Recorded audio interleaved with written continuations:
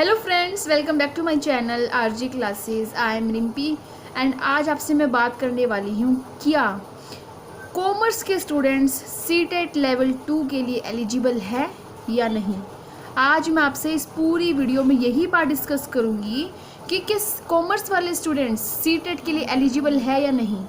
जैसे कि आप सबको पता है कि जो रूल रिवाइज हुआ है उस रूल के अकॉर्डिंग जो बीएड के कैंडिडेट्स हैं वो सीटेट का लेवल 1 का एग्ज़ाम दे सकते हैं, चाहे वे कॉमर्स स्ट्रीम से बिलोंग करते हो, चाहे वे नॉन मेडिकल से हो, यानी उन्होंने चाहे बीटेक किया हो, बीएससी किया हो, ठीक है, वॉट कुछ भी किया उन्होंने, एंड बीए वाले कैंडिडेट्स तो दे ही सकते हैं। तो कि कॉमर्स वाले भी लेवल 2 का पेपर दे सकते हैं। आज मैं आपसे इस पूरी वीडियो में कंप्लीट इसी चीज़ के बारे में ही बात करूँगी। आपको बिल्कुल जेन्युइन गाइडेंस मैं दूँगी, आपको बहुत ज़्यादा काम आएगी। देखिए गाइस, दरअसल क्या होता है कि कॉमर्स वाले बच्चे लेवल 2 में सोशल साइंस का एग्ज़ाम देते हैं सीटेट का, लेकिन कॉमर्स वाले स्टूडेंट्स लेवल 2 के लिए एलिजिबल है भी और नहीं भी।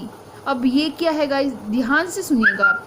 देखिए है या नहीं का क्या पूरा चक्कर है, क्या फंडा है, सारा आपको आज मैं बताऊंगी। देखिए डिपेंड करता है कि सब्जेक्ट क्या है एक कॉमर्स स्टूडेंट के पास, डिपेंड ये करता है। अगर एक कॉमर्स का बच्चा सोशल साइंस का पेपर देता है सीटेट में तो इसके लिए कुछ सिचुएशंस, कुछ कंडीशंस पूरी होनी चाहिए। अगर वे कंडीशन एक कॉमर्स के स्टूडेंट ने पूरा किया है, इसका मतलब वो सीटेट लेवल 2 के लिए एलिजिबल है। तो वो कंडीशन कौन सी है, ये सारी की सारी कंडीशंस मैं आपसे डिस्कस करूँगी जो आपको पता होना चाहिए। मैं आपको मेरा ही एक्सपीरियंस बताती हूँ। एक्चुअली मैं भी कॉमर्स स्टूडेंट हूँ, तो आपको ये चीज़ पता भी होगी। जब हम एक स्ट्रीम से बिलोंग करते हैं तो हम उस चीज़ से रिलेटेड सारी नॉलेज कलेक्ट कर लेते हैं। तो मुझे लगा कि जो मुझे नॉलेज है ये मुझे आप सभी के साथ शेयर करना चाहिए एंड आपको एक डायरेक्शन प्रोवाइड करना चाहिए। अब आपको उस डायरेक्शन पर चलना है या नहीं चलना है, दैट्स योर कॉल, राइट। लेकिन मेरा फ़र्ज़ ये बनता है कि मैं आप सभी तक वो डायरेक्शन दूँ, आपको वो गाइडेंस दूँ जो फ़िलहाल जितना मुझे नॉलेज है।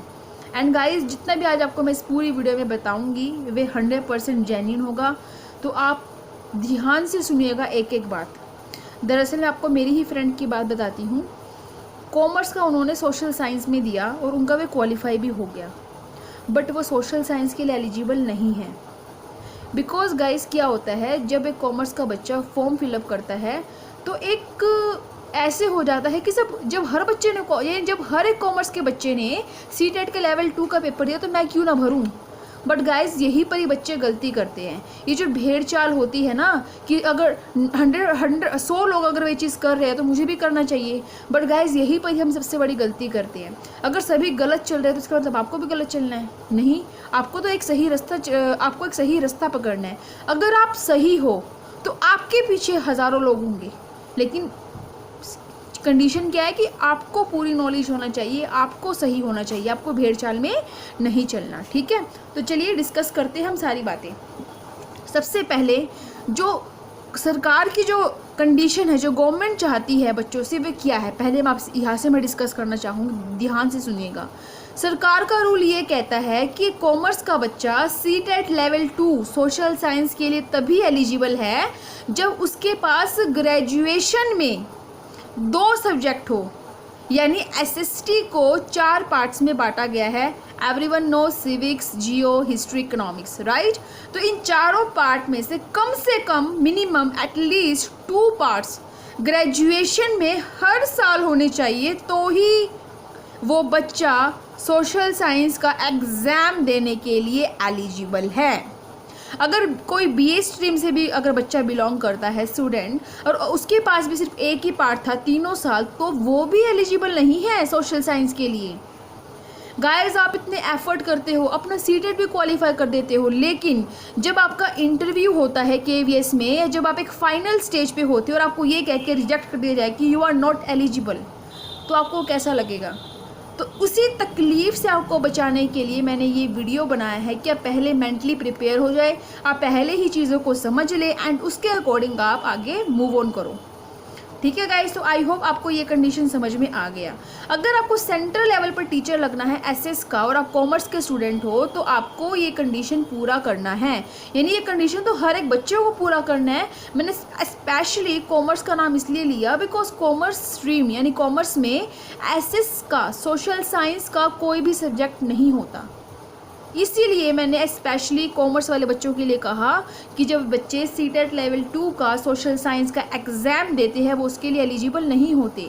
एलिजिबिलिटी लेने के लिए जब वो बीएड कर रहे होते हैं तो वो साथ साथ एडिशनल दे सकते हैं एसएसटी यानी हिस्ट्री, यानी आपके पास एक कंपलसरी सब्जेक्ट हिस्ट्री तो होना ही चाहिए, उसके सिवाय आप तीनों में से कोई और सब्जेक्ट ले सकते हो। कहने का मतलब मेरा हिस्ट्री कंपलसरी आपके पास होना ही चाहिए तीनों साल।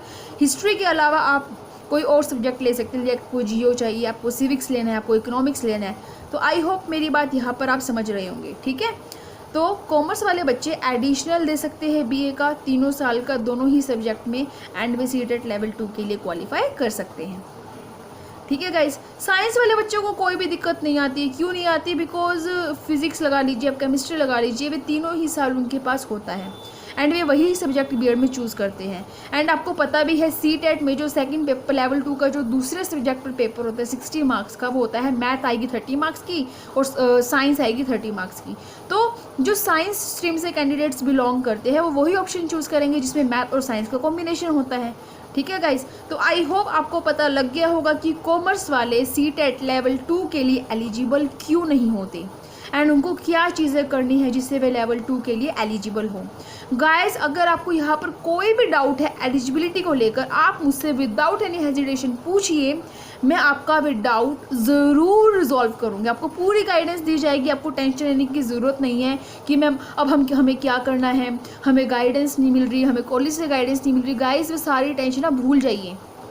आपको जो भी गाइडेंस चाहिए बीएड से रिलेटेड, सीटेट से रिलेटेड, एचटेट से रिलेटेड, तो आप मुझसे विदाउट एनी हेजिटेशन पूछ सकते हैं। आपका भी सारा डाउट मैं दूर करूँगी।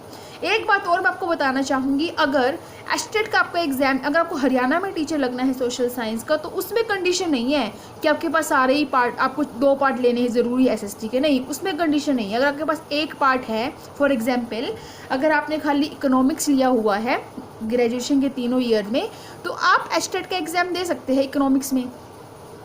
या आपके पास एसएसटी का कोई भी पार्ट है, एक पार्ट भी अगर आपके पास है एसएसटी का, तो आप आराम से हरियाणा में उसका एग्ज़ाम दे सकते हैं सोशल साइंस में।